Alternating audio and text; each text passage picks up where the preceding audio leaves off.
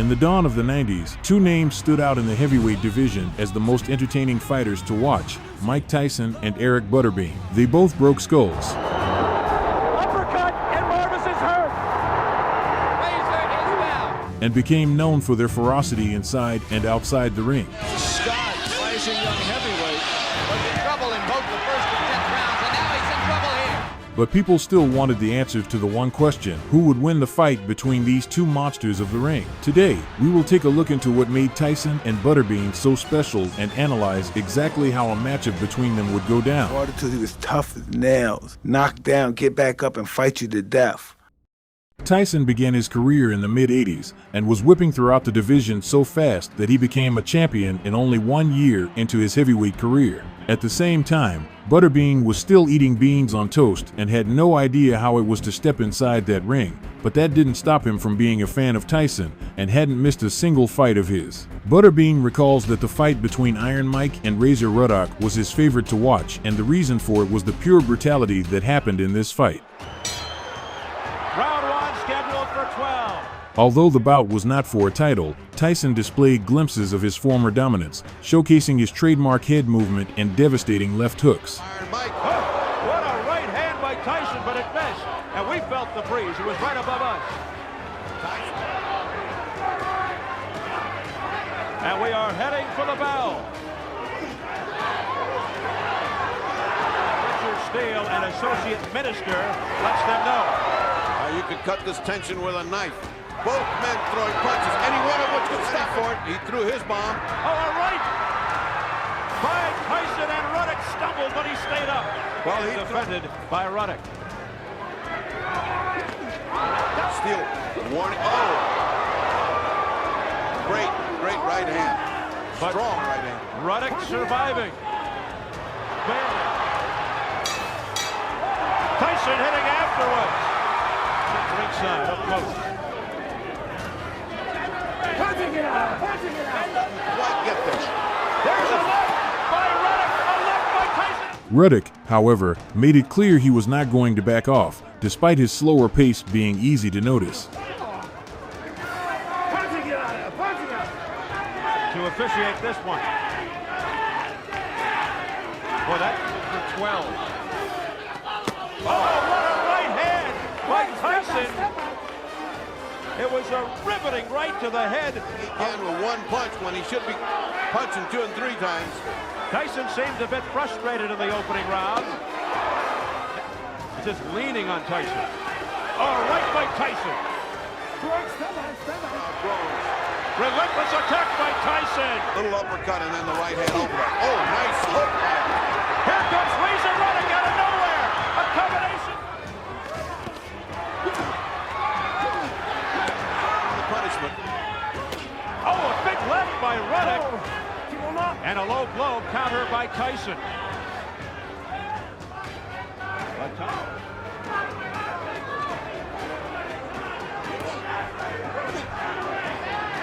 uppercut by Ruddock. A right by Ruddock. Tyson comes back. The best action of the fight. Ruddock came awake after all that punishment and inflicted some hard punishment again. A left uppercut by Razor Ruddock. In the 7th round, Tyson fired off a 6-punch combination at Ruddock. Although Ruddock remained on his feet and appeared capable of continuing, referee Richard Steele intervened and halted the bout, awarding Tyson a technical knockout victory. And he did with the right. As the bell sounds. Wavered him. He wavered him. Low blows by Tyson. And not hard. No, but listen, an electrifying round. We head into number 7. Well, that should wake Mike Tyson up. I'd say these two guys have pretty good chins. Yeah, but Ruddock's getting braver and braver. As Douglas did in Tokyo, he has now gotten his... Taking some steam out of Tyson. Ruddock coming back. Now Tyson with a big left. I would say those punches took a little bit of effect on Tyson. That was a hard body shot by Tyson. Let's see how Tyson... Oh, the left! Now the right combination! Steele steps in! Is it over? It's over!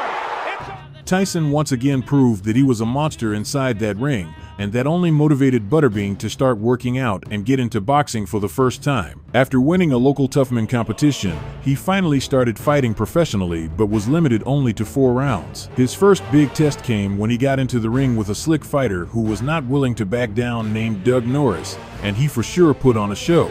He won several regional tournaments and got to the national finals. Despite his heavier, more muscular build, Norris quickly became the one being pursued. Making him into a folk hero because you announce so many of those.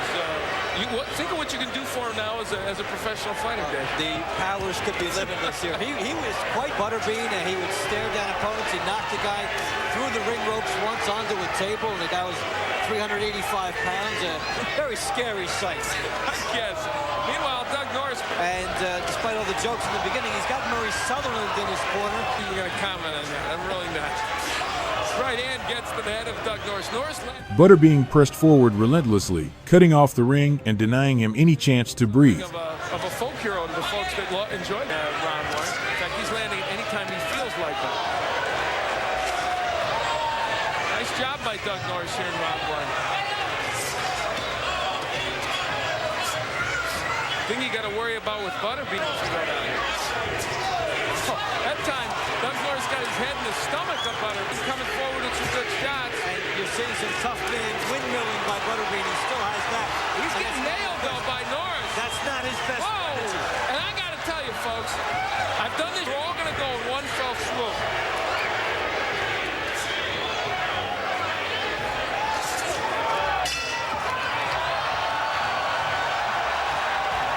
By the second round, the gap in skill was impossible to ignore. If you don't know Butterbean, you're just tuning in. Eric Butterbean is a man who there's the punches in round 1, a man who was very prominent. A 4th round TKO. And you see a reason why. He'll outbox him, but then he'll get popped. They clashed heads, and that's what hurt Doug Norris. I was joking, but that was the problem. Well, it's wild now, folks, and there goes Doug Norris. It's over. Butterbean was a tough guy for sure. The way he got rid of Norris reminded everyone of the time Tyson absolutely dismantled Marvis Frazier in just seconds, starting the narrative that Butterbean might just be the fat Mike Tyson. Scoring system if the rounds wind up even, and the 3 knockdown rule is in effect. Tyson comes out slugging. He comes out smoking like Marvis's father, Joe. Marvis must move or we're going to be out of here very, very quickly. Uppercut, and Marvis is hurt. Frazier is down. Joe Cortez moves in to have a look, and he's going to stop the fight. While Tyson was getting knockouts every other month, and Butterbean was also destroying opponents with ease, there came a time where Tyson was finally tested against a heavy puncher that somehow gives us a taste of how a big punch would affect Tyson. That fighter was Frank Bruno, a hard puncher and a much stronger fighter than Tyson, and now it was finally time for all the questions to be answered. Lion going against the zebra, and I'd have to agree. Tries to keep him off. Bruno showing that he's not afraid, hanging on. Bruno's already tagged with a right hand, and there goes. Displaying his signature speed, evasive head movement, and crushing power, Iron Mike launched an aggressive assault, looking to dominate Bruno right from the opening bell. He get tagged again by a right hand. He's trying to hang on to Mike and hit. Mike is just looking for an opportunity. Tyson by catching him in the first round. He's nailed again with the body, and then to deliver that right hand to the head. The right hand catches Bruno. Left hook. Bruno looks ready to go. Now is when he's going to hang on in his fight.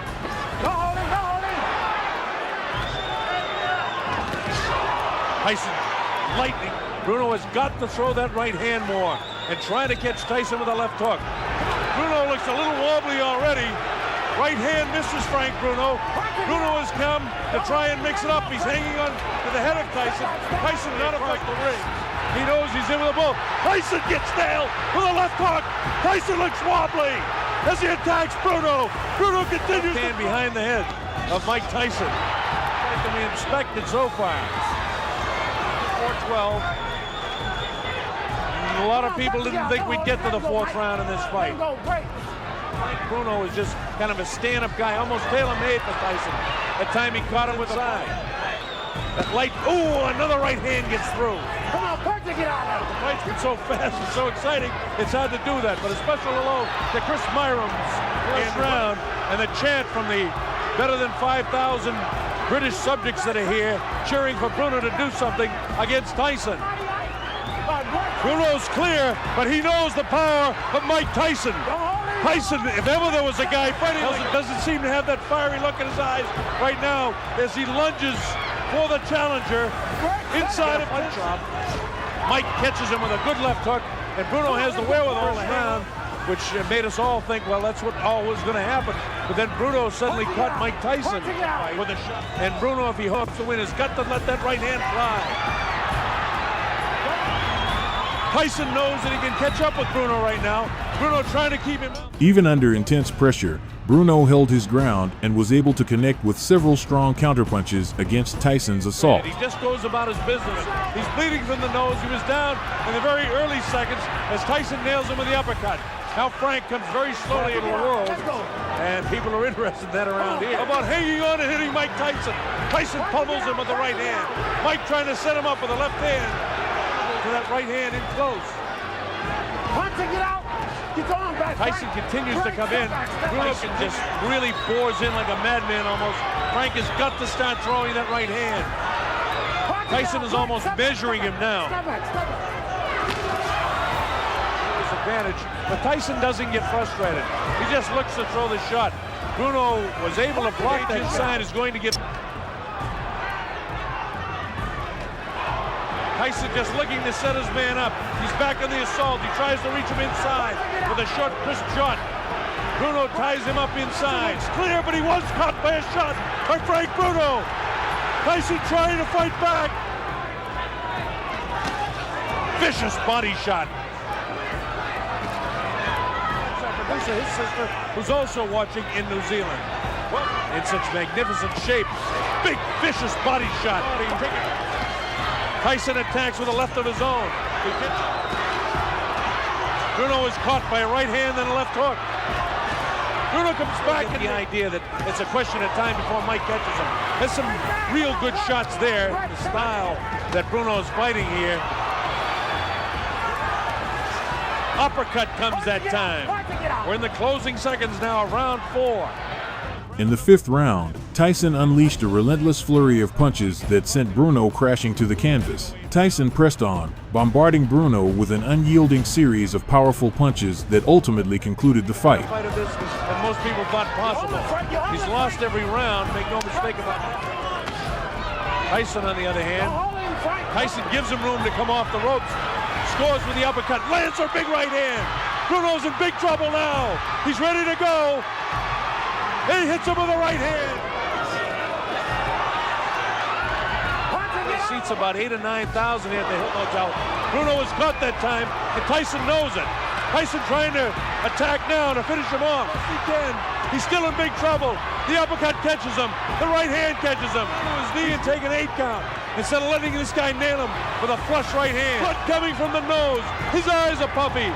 Tyson is punishing, not be saved by the bell as the big right hand lands.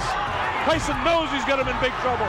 If he doesn't answer it, Richard Steele stopped. It came at 2:55 of the 5th round. And while Tyson was rising fast, the same meteoric rise had also happened on Butterbean's career. And the fight that put him on the map as a potential threat to Mike Tyson's reputation was the time when he faced the hard-hitting and fast Joe Wiggins. Butterbean obviously is to move and jab. Wiggins put on a stellar first round, showcasing rapid hand speed and landing precise, clean punches on his bigger opponent. From one of the local ABC affiliates here, calling him the 4-round champion of the world because he lost once. So, oh my, he's hurt! Let me tell you right now, Bean got hit with the right hand and he got stunned with it. That's not the fact, but he was in trouble in that fight. He just got nailed again. You can hit him, but once he gets to waging a perfect battle, utilizing the. You mentioned track shoes. Joe Wiggins in high school ran track, so he is especially qualified to box against the Bean. He ran the 400 meters and the 400-meter relay. at Douglas High School in Oklahoma City. So far, though, he's having himself a pretty darn good first round. Good. Wading in. And got hit with another nice right hand by Wiggins. We've seen this before, too, in these preliminary and power advantage.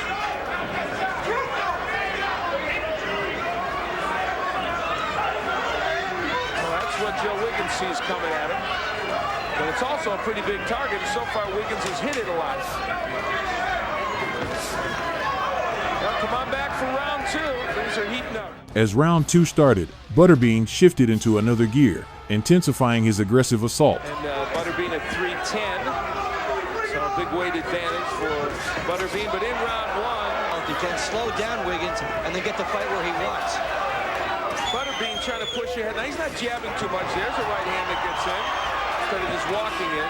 It's hard to make guys, in this case, blown up cruiserweight.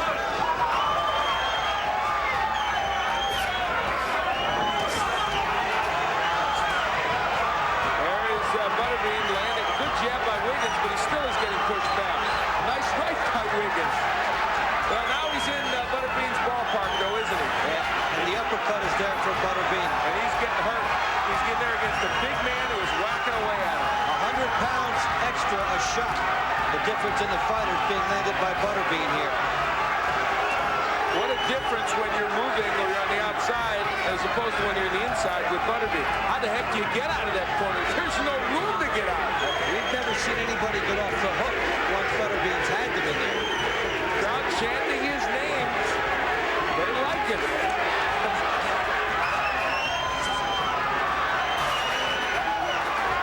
No nonsense, blue collar all the way. Maybe there should be just like a 4-round world. Wiggins wasn't merely trying to endure, he posed real challenges to Butterbean. For one of the few moments in his career, Butterbean appeared unsettled, pushed off his usual rhythm. Nice right hand. Butterbean mugs at Wiggins, but in the right hand in the first round, Wiggins hurt him with a right hand. Yeah, how much of Wiggins' power did Butterbean Experience as a boxer. He's 25 years old. He's had 4 fights, period. 4 as a professional. He fought Alonzo Highsmith his last time out, the football player. Went 4 rounds with him. Lost by decision. So he's on the novelty circuit here. Yes, he is. Oh, big right by Wiggins, but Bean walks right through it. I like that. The novelty circuit. Very well put, Dave. Thanks. Butterbean pounding away. Gets his opportunity. You can't land the rope. That hurts just to have him push your head like that when it's... And when you talk to people, they don't care how good Butterbean is. He's simply a phenomenon of heart. The dream come true. I was working at a factory a year and a half ago. I did well in the tough man, and now here I am. Going to a New York Knicks game in New York, and the Knicks come up to me, and they know me. He said, it's exciting. Joe Wiggins is hanging in there. But by the 4th round, Butterbean demonstrated precisely why his reputation is so formidable in boxing history. When you stand on the outside as Joe Wiggins is doing it, you can't miss the jab against Butterbean, literally. And usually a right will follow, but when you stop doing it, it hurts you around. That right hurt Wiggins. He's in trouble. And Bean with and you know, Wiggins had the style and the tools to win this fight tonight. He showed it in the beginning, but when fighters start landing power punches, sometimes they gamble. Wiggins did, and he's in trouble. Well, we saw Kenny Myers come in here and, in our view, beat Butterbean, but didn't get the decision. That's it. I guess the fight's over. Jane 80 says, I've seen enough. Butterbean was now on top of the world, but Tyson would face the worst period of his life. Tyson had suffered his first ever loss to a 42-1 underdog named Buster Douglas. After that, Tyson was never the same. He had some fights which he won, but it was obvious that he wasn't himself anymore, and on top of that, he got sent to prison. After coming out, his first opponent would be journeyman Peter McNeely, a fighter that would later go on to face Butterbean too, being one of the 2 fighters that has fought both of them. Last few months, and here we go. And McNeely. When the bell rang, McNeely looked like he wanted to survive. Seconds into the first round. Seconds into the fight, McNeely on the canvas.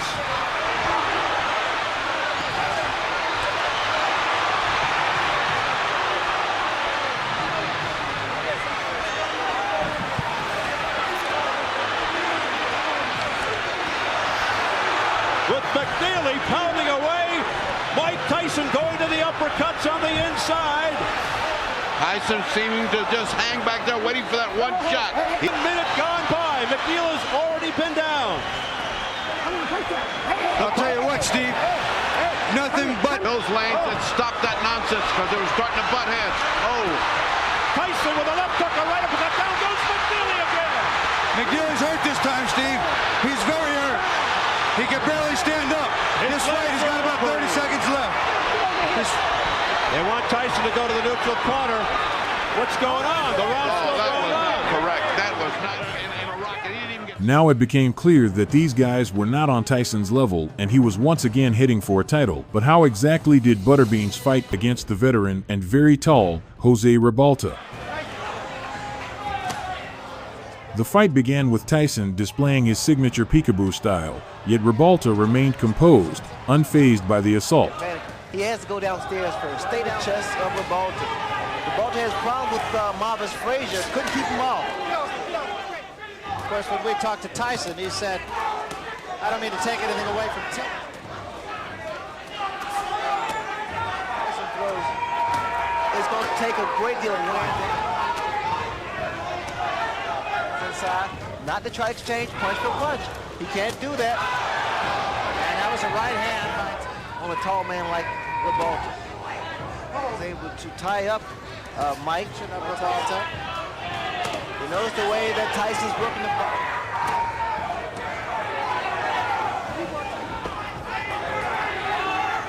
Tyson has developed as a fighter. A left hand.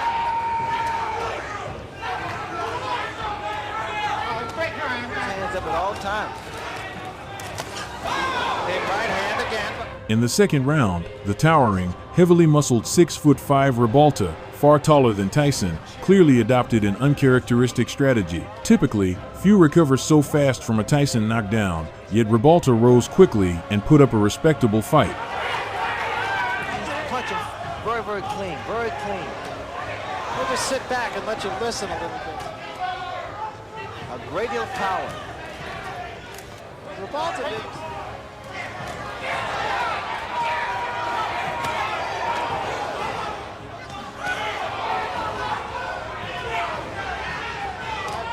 Right hand by Mike Tyson is invited. And there was an uppercut. What a shot. Wow. Uppercut. Really did.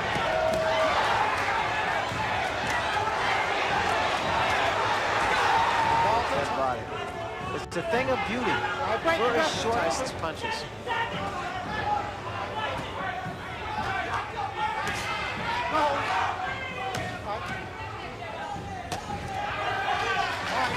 Great. His trainer said his man is tough after the first round.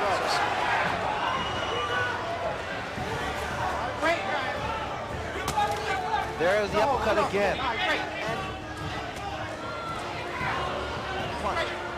What's the right hand, Barry?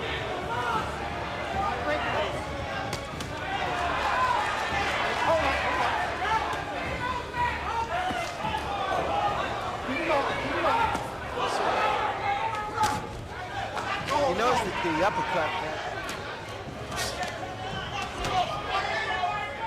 This is the third round, and you wouldn't have found a lot of smart money saying that it would go this far.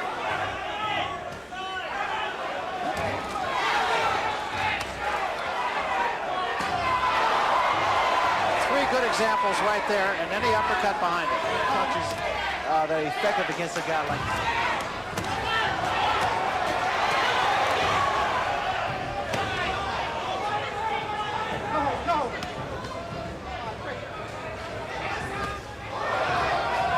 Left hand, like Tyson. But you gotta time it. Well, it's an interesting technique, Ray, because he's not running like Green did or staying away like than his opponents. His body shots. By the middle rounds, Rebalta's strategy of surviving Tyson's early onslaught and countering began to pay off. Despite absorbing numerous blows, he consistently attacked Tyson's body with solid punches of his own. Thinking of his corners, if he gets by 4 or 5, he can hurt you on the gloves.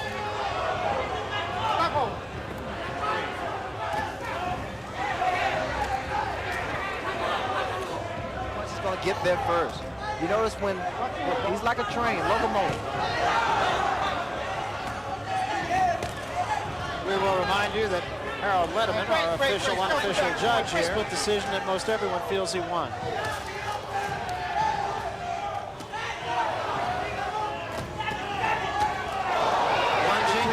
Okay, now you can start to dominate the fight. It's wide open.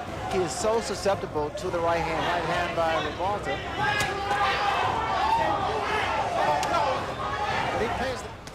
One thing about Rebalta, he is not intimidating. He is not intimidating. Rebalta's been trying to throw some straight right hands, right? It's not going to work. The type of punch is going to work. Left hand by Tyson. The right hand is a little short. Now is to see whether Tyson can sustain his fury. He's been giving away rounds, especially inside. You notice that Tyson throws a great deal of body shots.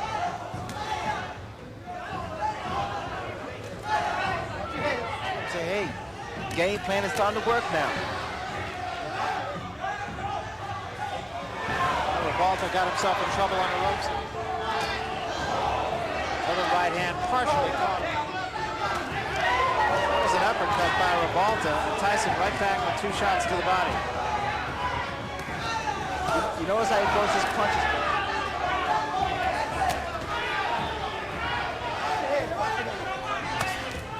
Either they want Tyson to punch himself out.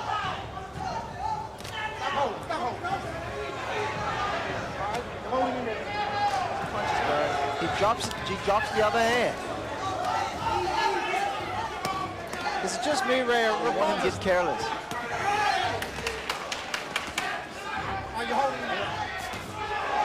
Tyson just turned southpaw. He pitched a virtual shutout against Green, and according to because unlike Tillis or Green, as he mentioned, Rebalta's looping uppercuts.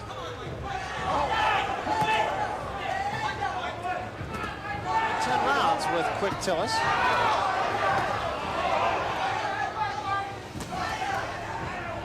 He's staying in the fight. Rebalta has stand power. And also, like Tyson's going to say, he still is not seen, as Larry mentioned, the bigger heavyweights, the Burbicks at 227. Rebalta delivered a stronger challenge than any opponent Tyson had faced up to that point. Too much from Rebalta. It's a combination from the whole punches. More than one punch. Tyson just missing that uppercut. I think so. I think the style of Rebalta is creating a few problems on the left glove of Rebalta.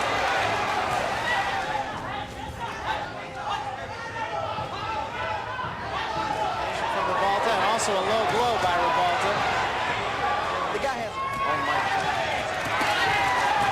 There was a big right hand, and that hurt Rebalta.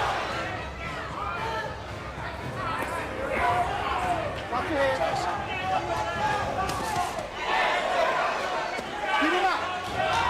Because he's fighting the right way. Every time. But again, as Kevin Rooney in his corner would like him to.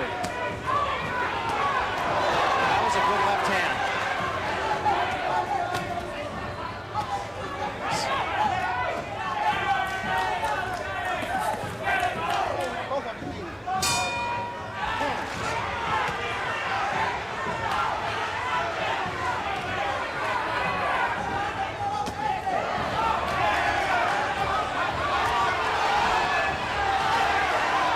His mouthpiece has been knocked out.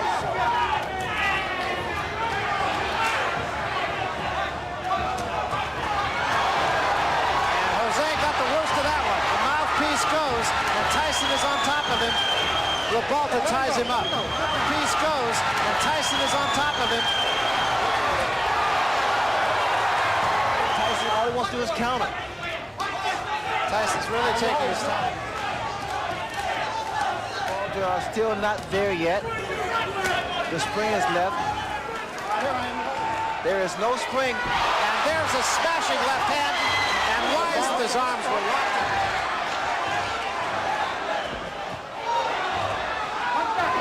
And Tyson has not been a game opponent. And we'll see.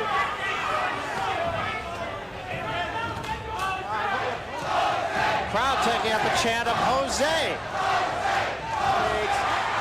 This is all his thing.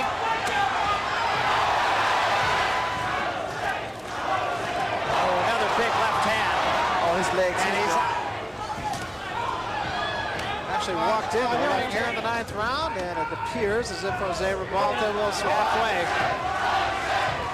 There's a big right hand, and Rebalta is about to go. And another big right hand, back to the bottom. Chin of Rebalta. It's only a question of time now. And drop that right hand. Look at that left hand of Rebalta. Watch for a straight right hand. No question about it. He's not run. He's not just tried to survive. He's tried to fight them. In the 10th round, Tyson landed a devastating left hook that sent Rebalta to the canvas, signaling the fight's imminent conclusion. But Green ran from it, and Tillis tried to stay out.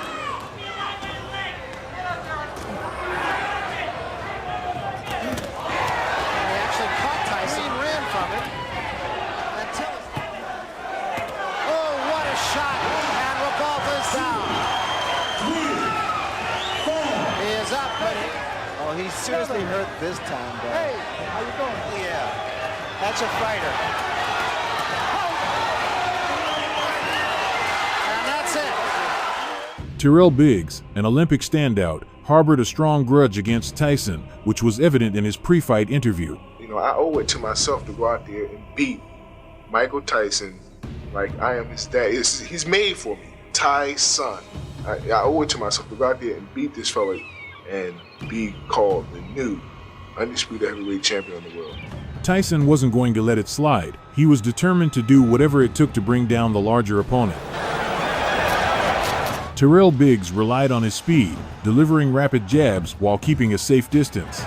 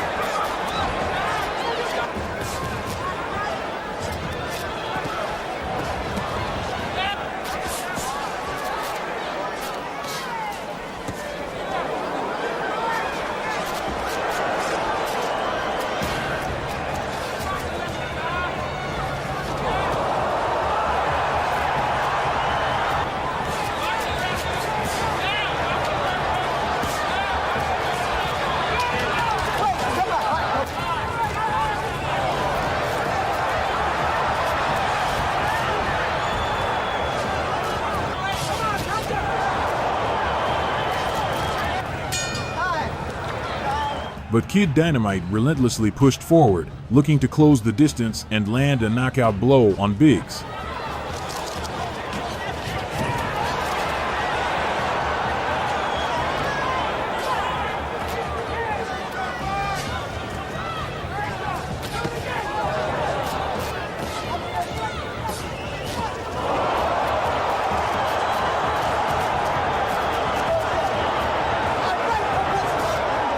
Meanwhile, Biggs remained focused and accurate, consistently connecting with punches on Tyson throughout the bout.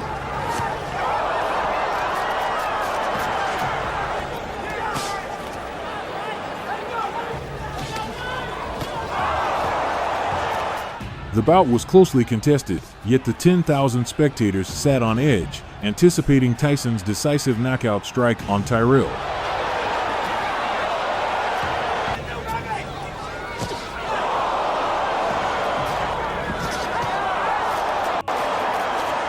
By the 7th round, Mike identified a vulnerability in Biggs and seized the opportunity to exploit it.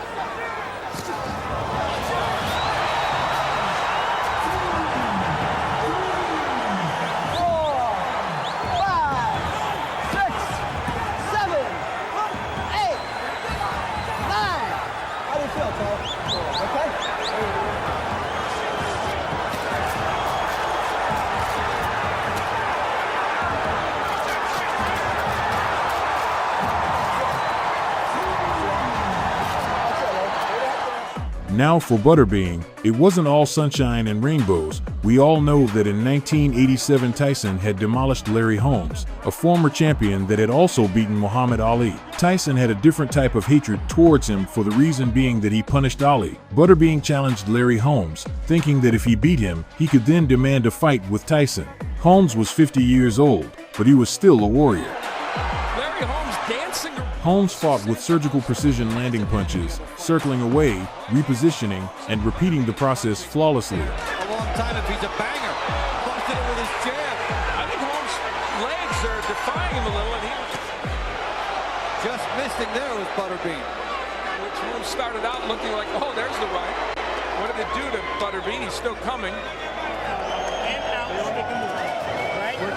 Put them together.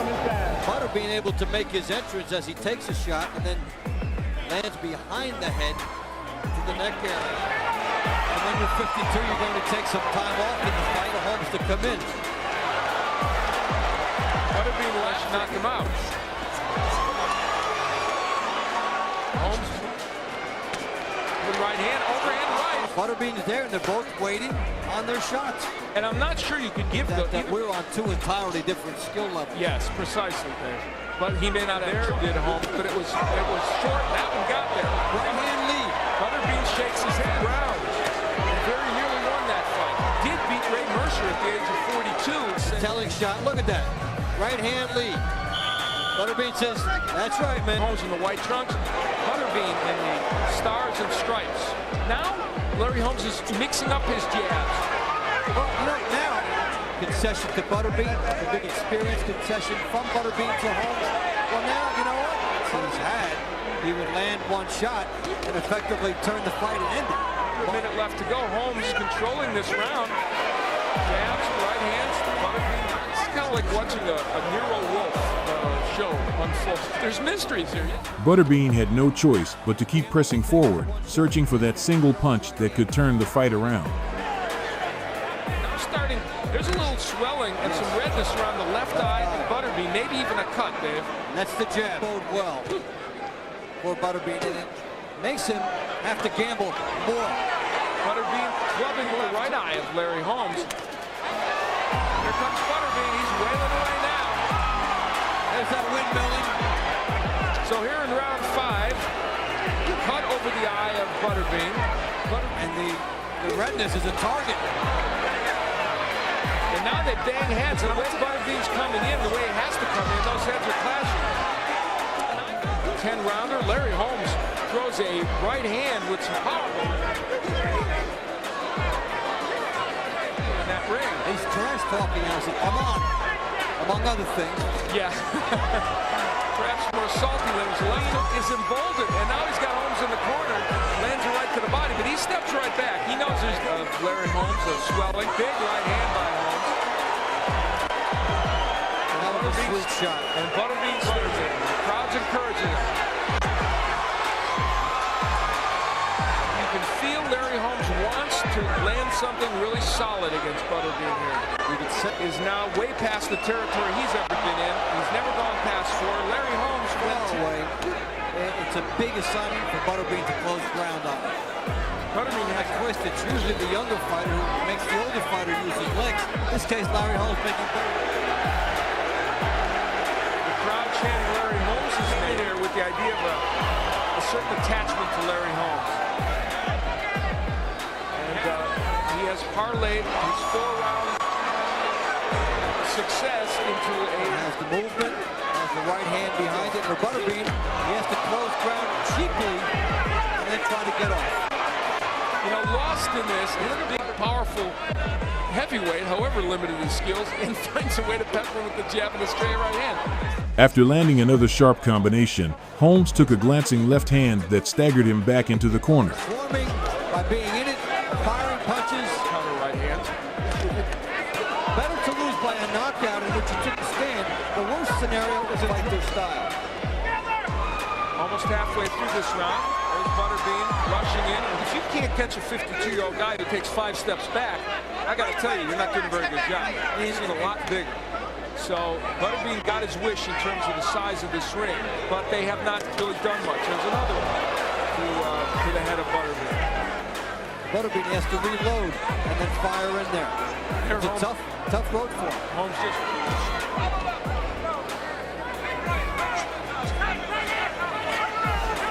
Butterbean through. Round 8 is to Butterbean. You up it. Never gets there. Butterbean, the 32 in the 9th round. He's never been that far. He takes 2 steps back and then lands the right hand. So, and the guy you needed against has so many different ways to fight. He had losing records, and 13 were 500 records. Supporter hoping that he can force Holmes to make a mistake and he can nail him. I guess that's the reason. This was the place that had to try to take his career because there was no... May I add, one's better than Butterbean. Look bad. He's doing it again tonight, but here comes... However, once pushed past his usual 4-round limit, Butterbean appeared entirely overmatched throughout the full 10 rounds.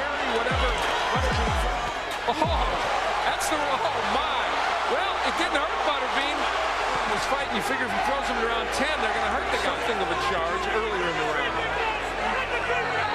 If this is the last fight, Larry. Oh, left hook. Sends Holmes down. That's totally called by the referee. That is the right call. He did the right curiosity.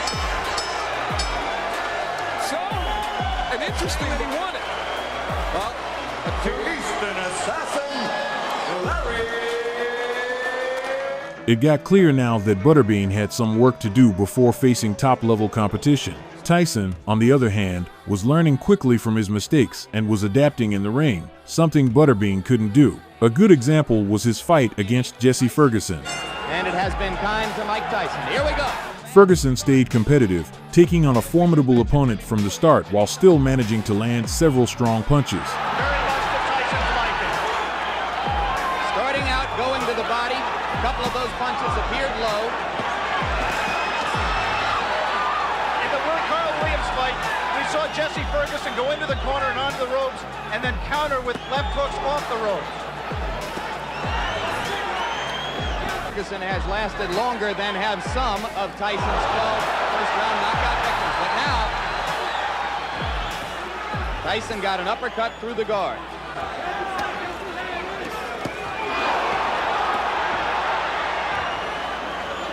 Even in the amateurs, Mike Tyson can throw great body shots. He takes what you give him. Ferguson is standing still and allowing Tyson to swing away at the ribcage. We saw a few seconds ago one of the things that makes Tyson so special. He threw a tremendous left hook, missed with it, and didn't go off balance. Always in position to punch. But he went back into the shell. First 17 fights.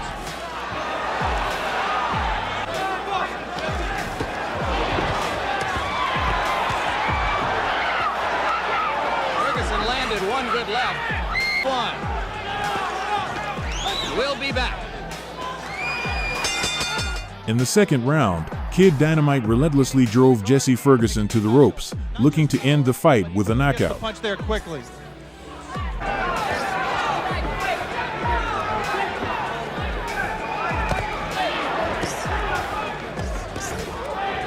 On the body.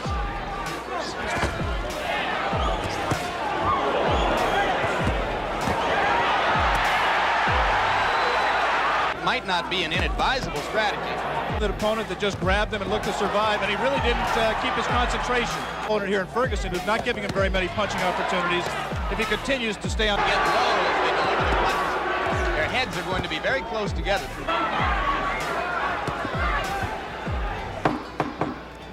And Jesse Ferguson fighting defensively. By the third round, Ferguson's determination had caught the attention of both the crowd and reporters, enduring a punishing assault without backing down. He is not breathing heavily. He looks in pretty good shape at this point. You would find almost no one in the arena who believed before this began that it would go to a decision. You mentioned, of course, the relationship to Patterson, that there is really no direct comparison in style between the two fighters. You might be able to see here that the fighters are fighting with 8-ounce Everlast thumbless gloves. The 8 ounces in non-title fights. Punches. He's got to set himself. Once again, those are arm punches. And Mike was giving it his all. A few moments ago, Jesse Ferguson looked over to referee Louis Rivera.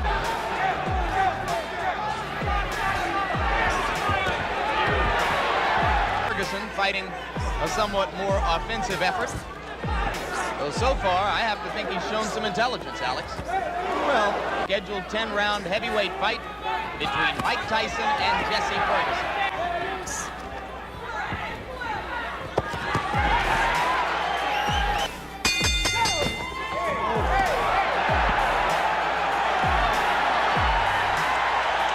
By the 5th round, it was clear Tyson was in full attack mode, cornering Ferguson and unleashing a combination that seemed to shatter his nose. I think he respects Ferguson.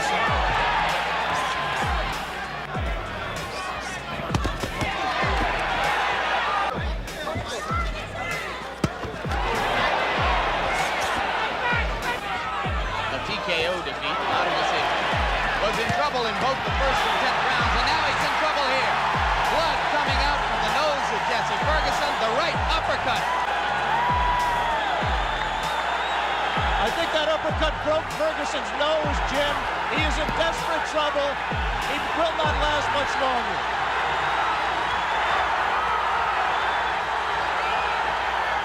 Rivera almost stopped it there. Mike Tyson's known as a great finisher. Let's see how he does with Ferguson.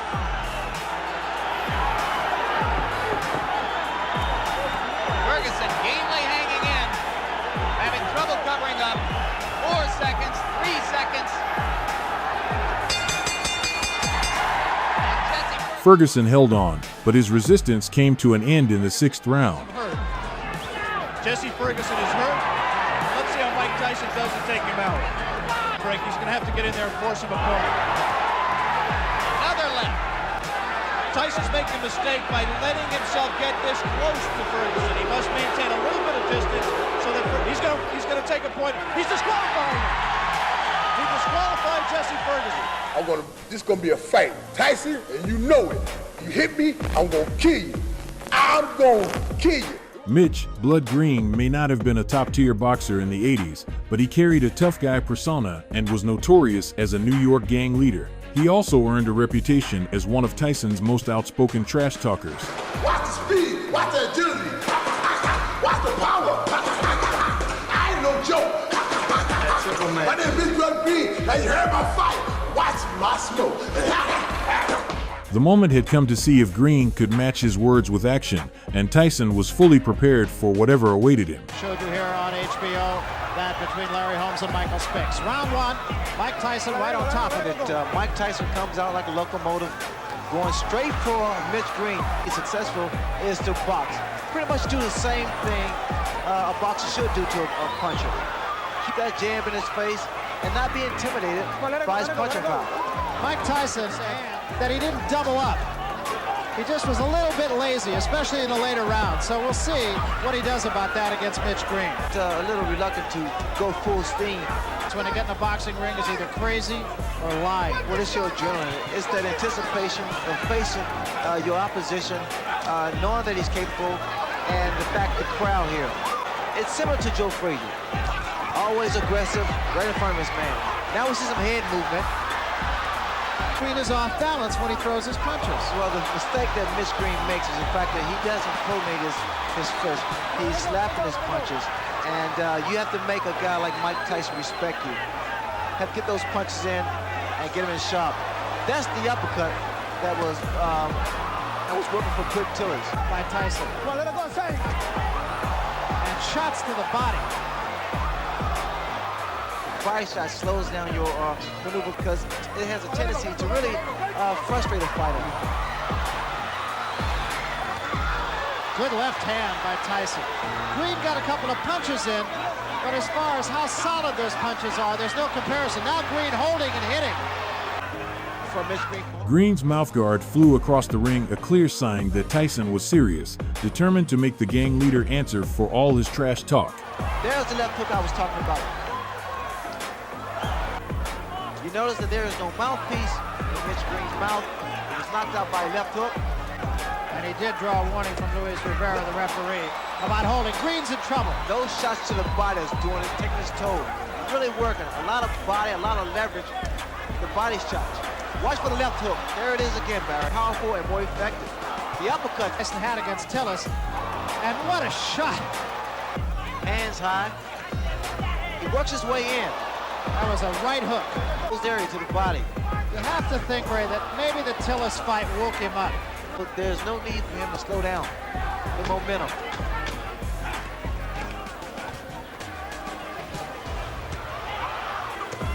Good left hook, solid left hook. Left hand, top of the head. That right hand, the left hook of Mike Tyson is very, very effective. That was another big shot. What his best weapon was, and he said, my elusiveness.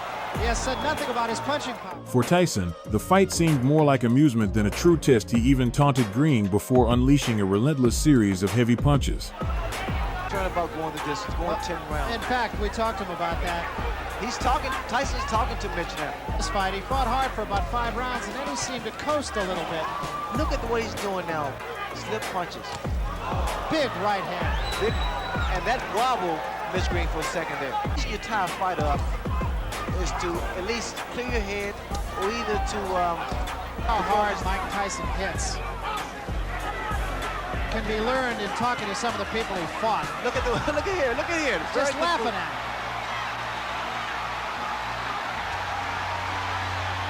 And Green seems to me, Ray, to be doing all the wrong things. That's very good body movement.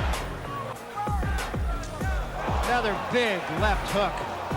He did pace himself, and what a right hand. There is such frustration at full speed.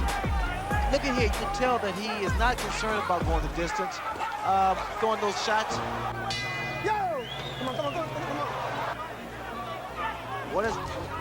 There again, Mitch Green is throwing his punches, not doing any damage. In the ring. Chopping right hand did get in. I mean, Tyson, good uppercut. He has to take a stand eventually. Another couple body shots. Look at the uppercut. And he's setting Mitch Green up with uppercuts. He throws his left jab. Attempt with that right hand for Tyson. And now we see Mitch Green. He landed with a good uppercut there. Green just trying to tie Tyson up, and a couple of good shots by Mitch Green. His best rally of the fight right here. Look here. No. He's caught Tyson 4 or 5 times, and Tyson for the first time seems a little bit puzzled. Well, he's smiling. Tyson is smiling, but see, Green has those fast hands. Good body shot by Mitch Green. Now we're seeing a different Mitch Green. There was a right hand. Properly. He's holding behind the head, which he allows those shots like that to land. Here again. Oh, what a... Tyson had the fight completely under control. Green's efforts to connect were futile, as Tyson's speed allowed him to evade and counter every punch. He's just taking advantage of every opportunity. That seems to be something that runs. Grievances with Don King about not getting the type of money that he wants, but the fact is, he has to screw himself here. And the mouthpiece goes again.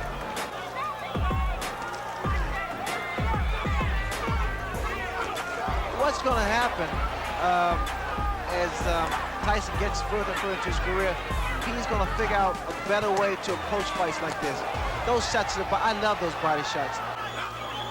Another day in the classroom. Big left hand to end things. Tyson. Just like Tyson showed what he can do when he gets angry, the same thing happened with Butterbean when he faced Jonathan Whitfield. Of his 7 fights, but comes in and says... Leveraging his significant size advantage, Butterbean relentlessly pressed forward, trapping Whitfield in the corner and landing punishing power shots. 6. So, Butterbean fight again. Well, Butterbean describes his style, no secret, raw, His best punch is the right hand, and he tried to set that up there. Jonathan Whitfield moved out of the way of that. He describes himself as a boxer puncher. His best punch is the right hand because he is naturally right-handed. Butterbean did not see many or any jabs in the tough man competition. And he's seeing it here, at least Jonathan Whitfield trying to establish that. And you see Butterbean here, we saw that in his last fight. A marked contrast in style where he doesn't really just charge out of the corner, cross the ring, and brawl. He is taking a little more time, getting a little more relaxed, looking for the opening, and then will pounce. Yeah, he is trying to change his style, but look how he's also reverting back to that. Look how he starts to rush in, and he stops. And he starts, and he stops. There's that right hand from Butterbean. Overhand right. Butterbean, he says, when asked, what is your appeal right now, the Butterbean phenomenon? He says, well, I'm just an average guy. Imagine, aliens land at a Butterbean fight, and they bring him back with them and say, this is the average guy on Earth. And then they tune in to Tuesday Night Fights and see the Butterbean contest on, and they see all these people that look like Butterbean. Well, Butterbean with 19 wins, 9 first-round knockouts, including the last 4 in a row. And right now, Jonathan Whitfield slashing the jab, keeping the distance, 1 minute away from getting out of the first round. Yeah, they call Whitfield the Spider-Man because he has long arms and long legs. He got that up, he picked that up in judo, karate, taekwondo, when he was a younger man. He started boxing in the Job Corps in 1977, had about 60 amateur fights, about 20 KOs. He retired for 12 years and then came back in 1992 at the age of 33. Just not busy enough as Whitfield. There's that wild swing, Butterbean. Right now, unless Whitfield... A devastating flurry sent him crashing to the canvas, pain etched clearly across his face. Yeah, Jonathan Whitfield. Ed Emmerling, the winner of the Butterbean Lookalike Contest, is joining us here at ringside. And Ed, you were talking about Butterbean trying to get that jab out. Right now, not thinking jab. Yeah, I know his trainer, Murray's been telling him to work on the jab, even though he's a little bit shorter than this guy, to keep that jab out there in his face. Yeah, Murray Sutherland, even if you're shorter than another fighter and your jab can't reach him, you keep him busy with that left hand. Put that jab out, cover their face, and then crack them with the right hand. You keep that jab working, you control the tempo of the fight and the pace. There's a good jab from Whitfield. Whitfield, though, drags that left hand down by his waist. See him jab, and then the left hand comes down by his trunks. If Butterbean can follow that jab back, he would score. But you're starting to see now a little more of the patience by Butterbean. Now he rushes in, he sees an opportunity. And Whitfield wisely holding on, or I should say, trying to hold on around the waist. That's another advantage Butterbean has. Opponent can't hold him. Can't grab him around the waist. Yeah, but it amazes me because everybody goes in there swinging Butterbean's head. Nobody goes for the biggest part of his body. Right. It's his belly. Butterbean always gives 100% in the ring, but in his first 20 fights has demonstrated that he's still nothing more than a tough man fighter. But now showing a little more poise. He just has to get that jab going. Yeah, look at his feints. Look at his foot feints from Butterbean. Yeah. He has been doing some schooling. He's also great with his fans, too, Al. In the hotel last night, kids were coming up rubbing his head. And Butterbean, they were giggling, and Butterbean was enjoying it. He loves people. Terrific guy who's having fun with all of this. And who knows now, maybe those last few fights starts developing more. Some of the technique that he certainly needs will start to face some better competition. Yeah, he says his technique has been to wear people down. Well, Whitfield looks to be worn here now in the second, and stalking him is Butterbean now. Butterbean knows he's closing in. Whitfield, watch out. Butterbean pouncing. Oh, Whitfield gets in his best shot. That right uppercut. Will he survive this second round? Well, now he grabbed for one of the legs. He knew he could get around that. Standing 8. The knockdowns continued relentlessly, each one following the last, until a final barrage sent him reeling between the ropes. You want to be famous? Well, that's not the way. Whitfield's eyes. Yeah, Kurt Reeder, Chuck Chiccaroni over there. Jonathan Whitfield said that Butterbean was not a fighter, he's not a boxer, he's one with a lot of weight and can crack. And he certainly verified that tonight. His fight plan was to use lateral movement, use that big old ring and hit him in the face. But Butterbean has just walked right through those punches of Whitfield. A little body blow, takedown.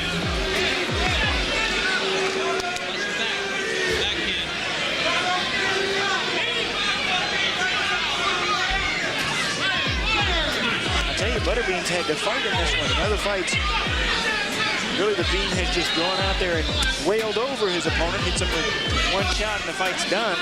Well, Whitfield has hung in there. Well, it's that long jab. Whitfield, though, has shown very little offense. Nothing for Butterbean to get too concerned about, but he has been able to move. Trying to tire Butterbean out. Butterbean's never had to move so much. You know, that's what they're saying in the corner of Whitfield. They're saying he's tired now. He's tired, now you can score.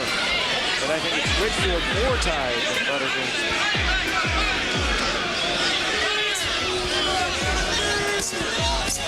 But Butterbean has had the experience of not only his 20 professional fights, but also another 300 fights in the Tough Man. This year, Butterbean has had 6 fights and has fought for a total of 10 rounds. He has had a busy week. He fought a couple of weeks ago, then went on the Jay Leno show on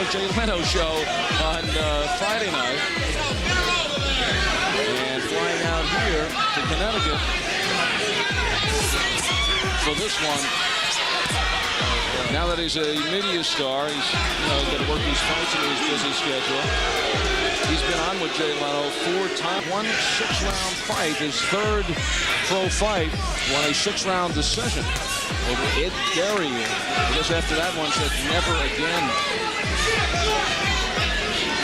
Sitting here at ringside, the winner of the Butterbean look-alike contest, Ron Ed Emmerling, the victor. And Ed, I called it. That's what I called. Exactly. That's what we were just getting to. That's what he said between rounds. I told you, if the guy was ducking to his right, if he would throw the left hook, he'd knock him down, and he did it. Perfect. Don't say that. You steal my job. Good call. The referee had no choice but to stop the fight. Maybe you're ready to face him. Hey, they've asked me that several times, and I said, for the right amount of money, I'd do anything, you know. I can be bought. Yeah, well, Sean and I have about $50 in our pockets. I don't think that's not right, enough. You're taking several zeros after that to make me fight you guys. 4th round, this is the final round. And time permitting, we'll take a look at an earlier fight. Joe L. Scott, rising young heavyweight, in a terrific affair. And now Whitfield is helped up, and that is it. Helped up. After watching all these devastating fights of both of our fighters, we can now sit and analyze who would win this mega fight. While Tyson was a lot quicker and faster than Butterbean, we understand that Butterbean had a strong punch with good precision. However that fight would go, the only winners would be the viewers.